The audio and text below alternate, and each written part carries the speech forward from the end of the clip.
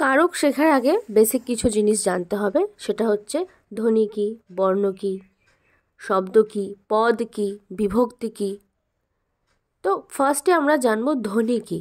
ধ্বনি মানে আমরা জানি যে কোনো সাউন্ড, আমাদের মুখ থেকে যে কোনো আওয়াজ যখন বেরোয়, আমরা যখন পড়ি আ রস্বই দীর্ঘই, এই যে আওয়াজগুলো বেরোচ্ছে এক একটা ধ্বনি, অনেকগুলো ধ্বনি বার করলে সেটাকে বলবো ধ্বনি সমষ্টি।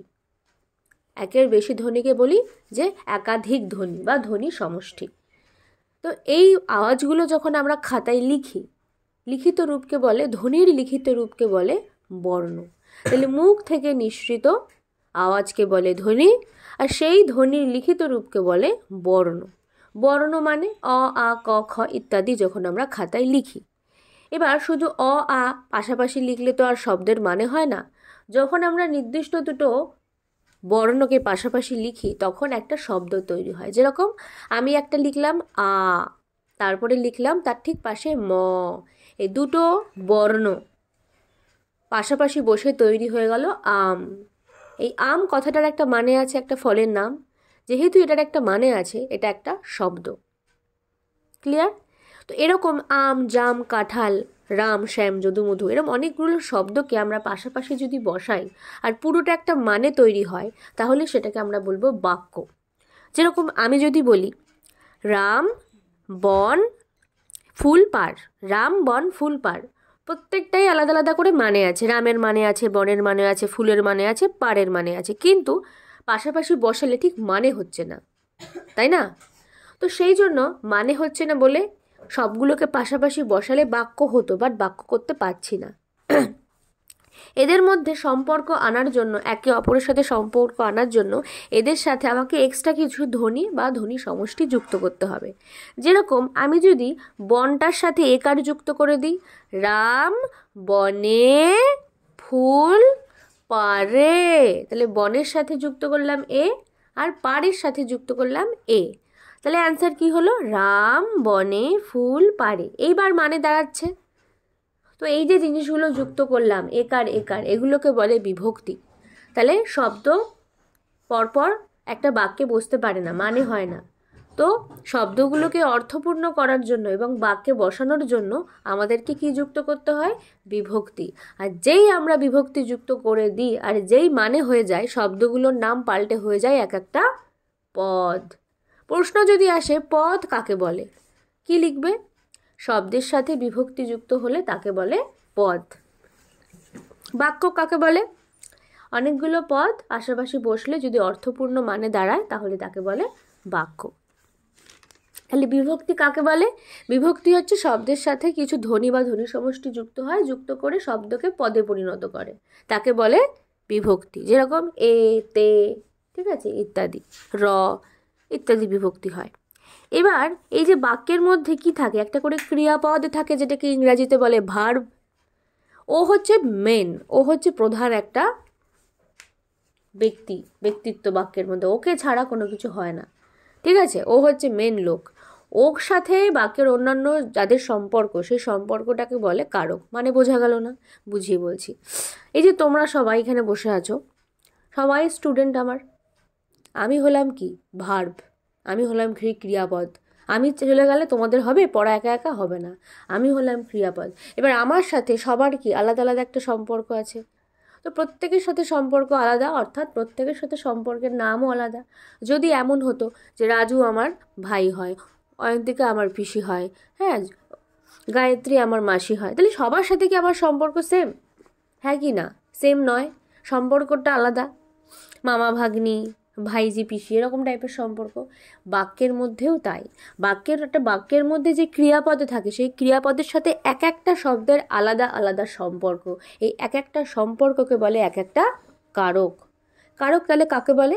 বাক্যের মধ্যে যে পদগুলো বসে আছে তাদের সাথে ক্রিয়াপদের যে সম্পর্ক, তাকে বলে কারক।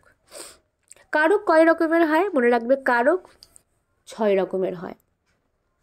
কর্তৃকারক, কর্মকারক, করণকারক, নিমিত্তকারক, অপাদানকারক, অধিকরণকারক। এবার সম্পর্ক তো আছে তোমাদের সাথে আমার, আমি টিচার তোমরা স্টুডেন্ট। এমনও আছে যে পাশে ধরো রাস্তা দিয়ে একটা লোক যাচ্ছে, তার সাথে কিন্তু ধরো মলির কেউ একটা যাচ্ছে, কাকু যাচ্ছে, এবার আমি তাকে পড়াই না, সম্পর্ক কার সাথে আছে? সেই লোকটার বাইরে কাকার সাথে মলির সম্পর্ক আছে, অর্থাৎ বাক্যের মধ্যে অবস্থিত একটা পদ কে? মলি, আর আমি হলাম ক্রিয়াপদ। ক্রিয়াপদের সঙ্গে কিন্তু ওই লোকটার সম্পর্ক নেই, আছে কার সাথে? মলির সাথে। তো বাক্যের মধ্যে এমন এমন পদও থাকে যাদের সাথে ক্রিয়াপদের সম্পর্ক নেই, বাক্যের অন্য কোনো একটা পদের সম্পর্ক থাকে। ওই রকম বাইরের যে পদ যার সাথে আমার সম্পর্ক নেই, ক্রিয়াপদের সম্পর্ক নেই, তাকে বলে অকারক পদ। ক্রিয়াপদের সঙ্গে সম্পর্ক থাকলেই কারক, আর সম্পর্ক না থাকলে অকারক। এমন নেই যে ওর সাথে কারোর সম্পর্ক নেই, আছে, বাট ক্রিয়াপদের সাথে না। আজকে রাজুর দিদি আসলো আমাদের ক্লাসে, ওর সাথে আমি ওকে পড়াই না, ওর সাথে আমার সম্পর্ক নেই। কার আছে? রাজুর সম্পর্ক আছে। তাহলে ওর দিদিও কিন্তু আমাদের সাথেই বসে আছে, বাট সবাই কারক হলেও ওর দিদি হচ্ছে একটা অকারক পদ। ক্লিয়ার? অকারক পদ দু রকমের হয়, এক সম্বন্ধ পদ, দুই সম্বোধন পদ। এবার এইগুলো আমরা চিনব কী করে? কোনটা কর্ম, কর্তৃ, হ্যানা ত্যানা, এত যে পড়ছি অকারক পদ সব তো বুঝলাম, বাট এত যে ভাগ, এই ভাগগুলো কী করে বুঝবো? খুব সিম্পল উপায়ে আমি বুঝিয়ে দেব।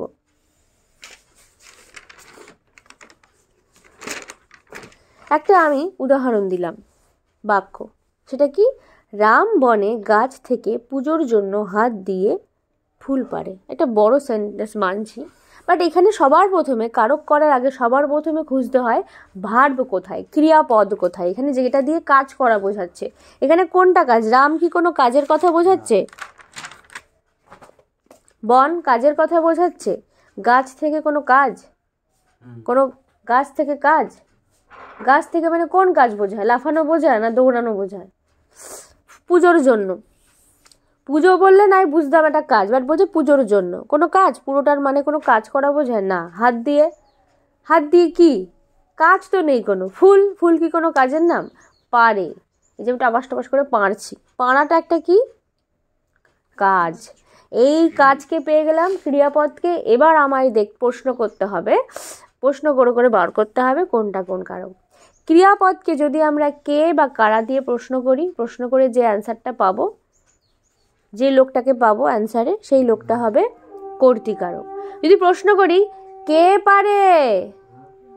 কে? রাম, তাহলে রাম কি কর্তৃকারক। কাকে পারে বা কি পারে? ফুল, ফুলকে পারে বা ফুল পারে, তাহলে ফুল হলো কর্মকারক। এবার দ্বারা দিয়ে বললে করণকারক হয়। তাহলে প্রশ্ন করি কি দিয়ে পারে? হাত দিয়ে পারে, তাহলে হাত দিয়েই পুরো কথাটা হচ্ছে করণকারক। নেক্সট আসছি জন্য, কি জন্য পারে বা কিসের জন্য, কোন হেতু পারে, কিসের জন্য পারে? পুজোর জন্য, পুজোর জন্যই পুরো কথাটা হলো নিমিত্তকারক। ঠিক আছে? এবার প্রশ্ন হচ্ছে কোথা থেকে, কোনো কিছু থেকে, মানে থেকে হতে হবে, কোথায় কবে না, কোথা থেকে হতে হবে। ঠিক আছে? আমি বললাম যে কোথা থেকে পারে ফুল? গাছ থেকে, তাহলে গাছ থেকে কথাটা হচ্ছে অপাদান কারক। লাস্ট প্রশ্ন, ও এত কিছু যে করছে পারাপারে, ও কোথায় গিয়ে করছে? বনে, তাহলে বনেটা হচ্ছে অধিকরণ কারক। ঠিক আছে? তাহলে এইভাবে আমরা কারক খুঁজে পাবো। এবার এতক্ষণ তো 6টা কারক আমরা কি করে খুঁজতে হয় জানলাম। এবার আমাদেরকে জানতে হবে না যে অকারক পদগুলো কি করে চিনব। মনে রাখবে সম্বোধন যে পদ, ওটা হচ্ছে কোনো কাউকে ডাকা বোঝায়। ও হে, কি হে, আই মলি, এই পূজা, এরকম টাইপের যে নাম। ঠিক আছে? ও হে। আর সম্বোধন পদ যখন ডাকা হবে তারপরে একটা কমা থাকবে। আমি নালে বুঝবো কি করে যে ওটা একটা ডাক? কমা থাকবে। পূজা, কমা, এদিকে আয় তো মা। ঠিক আছে? পৃথা, কমা, কই গেলি? কমা থাকলে বুঝবে যে এটা ওকে ডাকা হচ্ছে। তাহলে এই যে ও হে, এটা তাহলে কি সম্বোধন পদ, ওর নাম ওহে নয়, ওকে আমি ডাকছি ওহে নামে। ঠিক আছে? বলছে ওহে, রামের মা ঘুমোচ্ছে নাকি? তাহলে এখানে ভার্ব কোনটা? এখানে ঘুমোচ্ছে। কে ঘুমোচ্ছে? নিশ্চয় রামের মা। বাট শুধু রামের মা ঘুমোচ্ছে না শুধু মাটা ঘুমোচ্ছে? মা ঘুমোচ্ছে। এবার তুই প্রশ্ন করে দেখ, রামের যে প্রশ্নটা দেখ, রামের সাথে ঘুমোচ্ছের কোনো সম্পর্ক নেই। রাম ঘুমাচ্ছে না, শুধু মা ঘুমাচ্ছে। কিন্তু কার মা? রামের মা। তাহলে খেয়াল করে দেখ, এই রামের কথাটা ঘুমাচ্ছের সাথে কোনো সম্পর্ক নেই, ক্রিয়াপদের সাথে ওর কোনো সম্পর্ক নেই, সম্পর্ক একটা অন্য পদ অর্থাৎ মায়ের সাথে রয়েছে। কে ঘুমাচ্ছে? মা। মা তাহলে কোন কোন কারক? কর্তৃকারক। বুঝে গেলাম, এই কর্তৃকারকটার সাথে সম্পর্ক রামের। কার মা?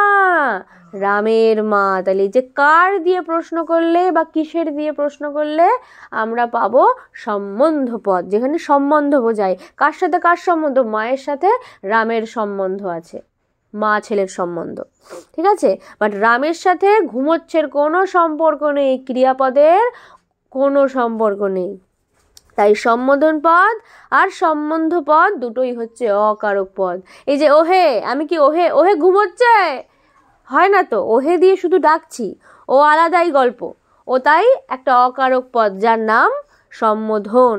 আর রামের কথাটা একটা অকারক পদ যার নাম সম্বন্ধ পদ। ওকে, এবার তোমাদের মাথায় প্রশ্ন আসতে পারে যে ম্যাম এই যে গাছ থেকে, এই যে থেকে কথাটা একটু আগে যেটা করলাম, বা এই যে পুজোর জন্য, বা এই যে হাত দিয়ে, এই যে থেকে জন্য দিয়ে, এইগুলো নিয়ে কেন কারক হচ্ছে? এগুলো নিয়ে কারক হচ্ছে কারণ এরাও হচ্ছে সেই বিভক্তিরই টাইপের, মানে সেই বিভক্তি সৎ ভাই বোনেরা। ঠিক আছে, কেন বোঝাচ্ছি? বিভক্তি কি করে?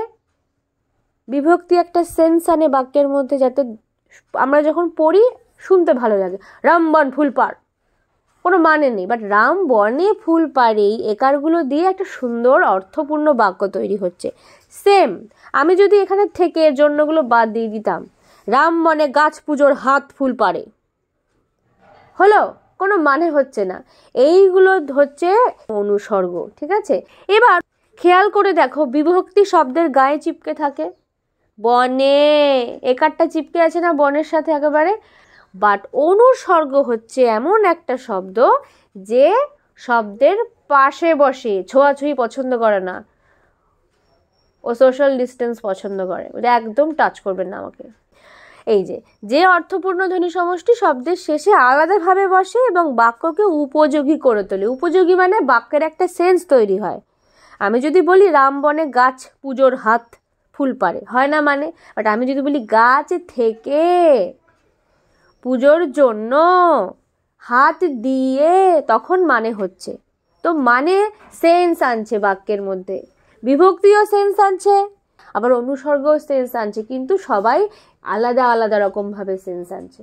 ঠিক আছে, তো অনুসর্গ কোনগুলো তাহলে? এই যে থেকে, চেয়ে, হইতে, অপেক্ষা, জন্য, দিয়ে ইত্যাদি। ঠিক আছে, নির্দেশকের কাজ কি? আমি যদি বলি রাম গাছ থেকে ফুলটি পাড়ে, এই যে ফুলটি, কটা ফুল পাড়ছে ও, কি করে বুঝবো? টি, ফুলটি মানে কটা ফুল, কি করে বুঝলাম একটা ফুল? টিটা দেখে। বাট আমি যদি বলতাম রাম বন থেকে ফুলগুলো পাড়ে, কটা ফুল? অনেকগুলো। যে টি, টা, গুলো, গুলি, খানা, খানি, এই যেগুলো একটা শব্দের একবচন না বহুবচন এটা বার করে, তাদেরকে বলে নির্দেশক। তাহলে নির্দেশকের সাহায্যে আমরা শব্দের একবচন না বহুবচন সেটা খুঁজে বার করতে পারি। নির্দেশক কোনগুলো? ওই যে টি, টা, খানা, খানি, গুলো, গুলি ইত্যাদি। তো কারক শিখতে গেলে বেসিক এই কটা জিনিসই কিন্তু তোমাদের জানতে হবে। এছাড়াও আরও অনেক আছে, সেটা পরে ডিটেলসে আলোচনা করা যাবে। আশা করি খুব সহজেই আমি বোঝাতে পেরেছি। আমার পড়ানো ভালো লাগলে তোমরা তোমাদের বন্ধু বান্ধবীদের ভিডিওটা শেয়ার করো, আর যারা এখনও সাবস্ক্রাইব করনি তারা চটপট সাবস্ক্রাইব করে নাও, কারণ এমনই অনেক সুন্দর সুন্দর ভিডিও আমি তোমাদের কাছে সহজভাবে উপস্থাপনা করার জন্য নিয়ে আসছি। এবং এছাড়াও অন্যান্য যত ভিডিও তোমাদের আছে সেটা প্লেলিস্ট আমার চ্যানেলে যাবে, প্লেলিস্ট অপশানে দেখবে তোমাদের ক্লাস ওয়াইজ আলাদা আলাদা প্লেলিস্ট আছে, তোমরা ওখান থেকে সমস্ত ভিডিও পেয়ে যাবে। যদি কেউ আমার কাছে অফলাইন বা অনলাইনে পড়তে চাও, আমার এই নম্বরে যোগাযোগ করো 7449814628। ভিডিওটা ভালো লাগলে আরেকবারও বলছি, একটা লাইক আর কমেন্ট করে দিও। ভালো থেকো, সুস্থ থেকো, টাটা।